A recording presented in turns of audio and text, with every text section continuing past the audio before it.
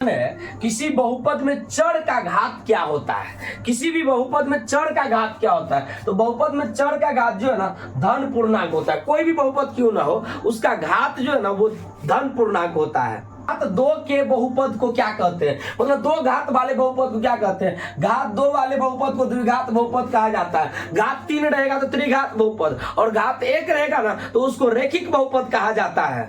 निम्न में से कौन बहुपद नहीं है, यानी इसमें से आपको चुनना है कि कौन बहुपद नहीं है। तो चारों में से देखिए, यहाँ पे x का घात 2 है, यहाँ पे x का घात नहीं कुछ तो 1 है, यानी ये भी धनात्मक है, ये भी धनात्मक है, ये तो बहुपद है, ठीक है ना। अब देखिए x का घात 3 है, यहाँ पे x का घात 2 है, यहाँ पे x का घात 1 है, ये भी धनात्मक है, यानी ये भी बहुपद है, ये भी बहुपद है। यहाँ पे देखिए x प्लस 1/x, इसको यदि लिखिएगा तो x प्लस 1/x जो है ना, ये x को जब ऊपर ले जाइएगा तो x का पावर -1 हो जाएगा। बहुपद वही होता है जिसमें कि चर का घात जो है ना धनात्मक होता है। यदि चर का घात ऋणात्मक हो गया ना तो बहुपद कभी होगा नहीं। तो इसका घात देखिए माइनस में है ना, ये माइनस में बहुपद है ना घात, तो ये बहुपद कभी नहीं होगा, यानी आंसर यही हो जाएगा, यही हो जाएगा आंसर। यहाँ पे भी x का घात 2 है, यहाँ पे x का घात 1 है, 2 1, ये धनात्मक है, यानी ये नहीं होगा। आंसर इसका C नंबर हो जाएगा।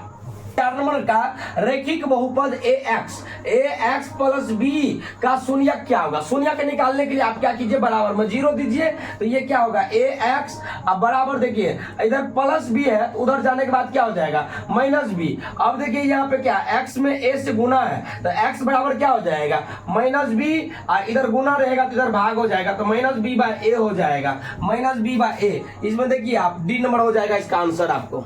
बहुपद का शून्यक है, यानी 3x प्लस 4, इसका शून्यक निकालना है। तो शून्यक निकालने के लिए आप बराबर में 0 दीजिए, इंप्लाइज दैट हो गया 3x, अब बराबर इधर +4, तो इधर क्या हो जाएगा -4, इधर देखिए 3x, यानी 3 से x में गुना है, तो x बराबर हो जाएगा -4, इधर गुना रहेगा तो इधर भाग हो जाएगा, यानी x का मान हो गया -4/3। तो इसमें देख लीजिए -4/3 B नंबर में, ये आंसर हो जाएगा आपको। द्विघात बहुपद px² + 3x + p का एक शून्यक -2 है, तो p का मान क्या होगा। अब देखिए यहाँ पे क्या कह रहा है, px² + 3x + p, इसका एक शून्यक जो है ना आपको -2 है, तो p का मान निकालना है। इसके बराबर में 0 दे देते हैं, ये शून्यक मतलब x का मान है ये -2, तो जहां जहां x है ना वहां हम क्या करेंगे -2 रख देंगे, तो p × -2 का होल स्क्वायर + 3 × -2 + p बराबर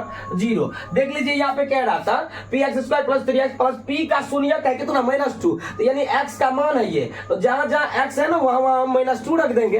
अब क्या हो जाएगा p × -2 का स्क्वायर 4, अब प्लस माइनस 3 दूनी 6, अब प्लस p बराबर कितना 0। अब देखिए 4p ये हो जाएगा -6, अब प्लस p बराबर 0, ये हो जाएगा 4p, अब p तो कितना हो जाएगा 4p, अब p एगो p, तो 4 1 5, तो 5p -6 बराबर 0।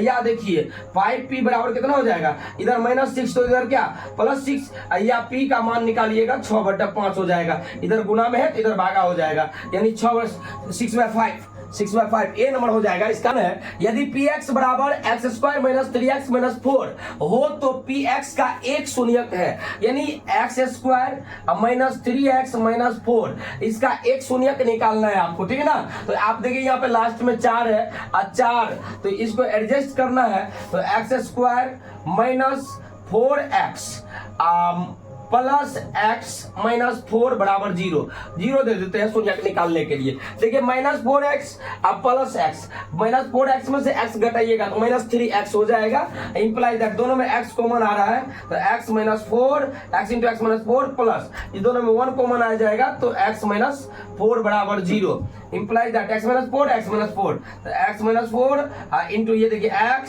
ये +1 बराबर 0 हो गया, यानी x - 4 बराबर 0, या x बराबर हो गया आपको 4, तथा फिर क्या x + 1 बराबर 0, या x बराबर -1। इस तरह से आप निकाल करके आप देखिए एगो मान आया x का 4, एगो आया -1। ऑप्शन में देख लीजिए 4 है, बी नंबर इसका आंसर हो जाएगा। Cube minus 2y² minus √3y plus 1/2 का घात है, मतलब इसका घात क्या होगा। तो देखिए यहाँ पे y³ minus 2y² minus √3y plus 1/2। देखिए बहुपद का घात यदि निकालना होगा आपको तो आप क्या कीजिएगा, उसमें उपस्थित चर के घात को देखिएगा। चर y ये ABCD का अक्षर, ये देखिए यहाँ पे y का घात यहाँ पे 3 है, y का घात यहाँ पे 2 है, यहाँ पे y का घात नहीं कुछ तो 1 है। 3 2 1 में सबसे बड़ा 3 है, इसलिए बहुपद का घात 3 होगा। C नंबर इसका आंसर हो जाएगा। घात 1 के बहुपद को क्या कहते हैं। देखिए घात जब 1 रहेगा तो इसको कहेंगे रैखिक बहुपद, रैखिक बहुपद। घात 2 रहेगा तो इसको कहेंगे द्विघात बहुपद, घात 3 रहेगा तो इसको कहेंगे त्रिघात बहुपद, घात 4 रहेगा तो चतुर्थघात बहुपद। तो यहाँ पे घात 1 वाला बहुपद है तो रैखिक बहुपद, ए नंबर आंसर होगा इसका।